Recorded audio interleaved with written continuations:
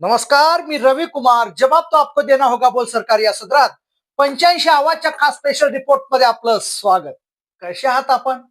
मजेत ना? मजेत राहा, हिट राहा, फिट राहा आणि हो, आरोग्याची काळजी घ्या. चला तर मग विषयाकडे वळूया. नमस्कार मित्रांनो. तिकडे तो एप्स्टीन असेल, पण आपल्याकडे काही लोक कमी नाही आहेत.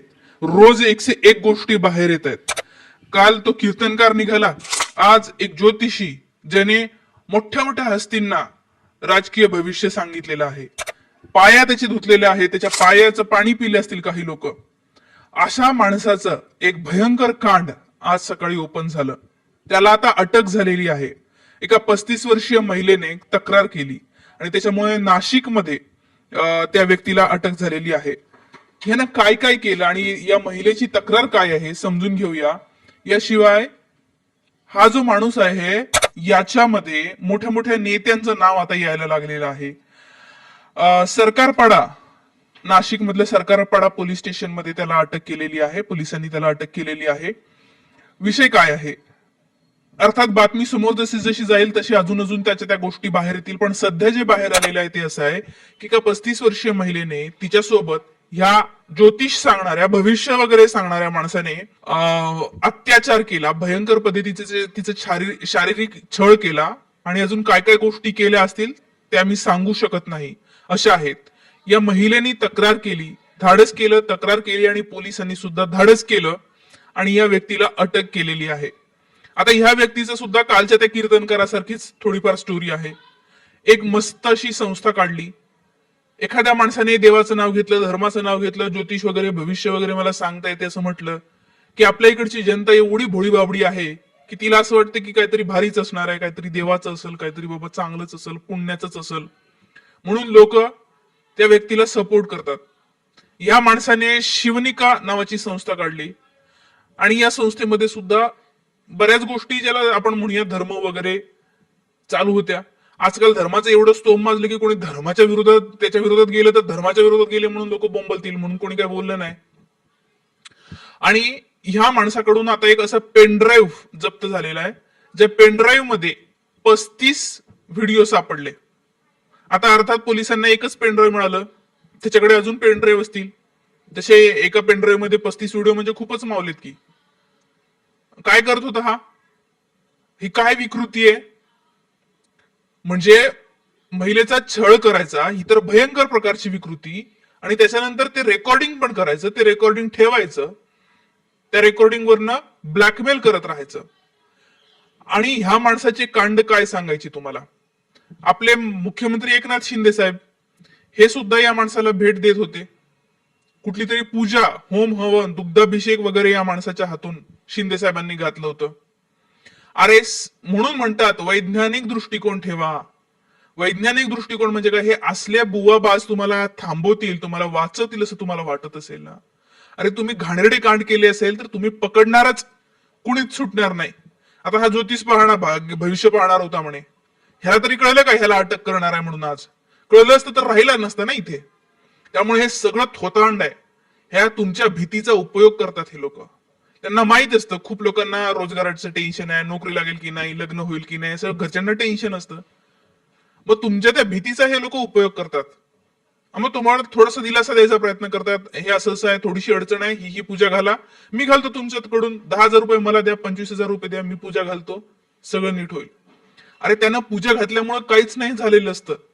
जे काय होईल किंवा नाही होईल ते तुमच्यामुळे होणार असतं.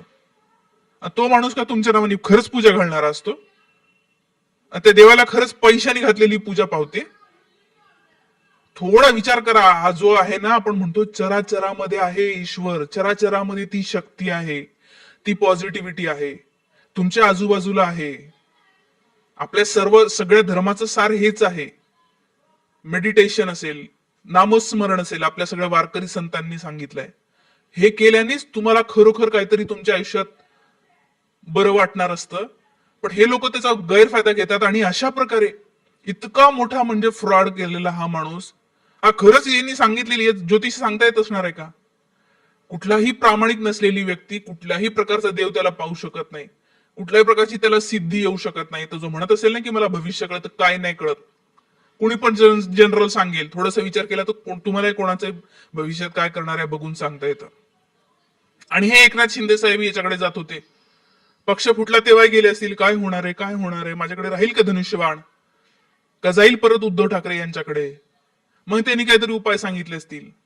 रुपाली चाकणकर मॅडम परवाच्या दिवशी महिला दिनाच्या दिवशी म्हणल्या होत्या, मुलींना संविधान द्या हुंड्यामध्ये.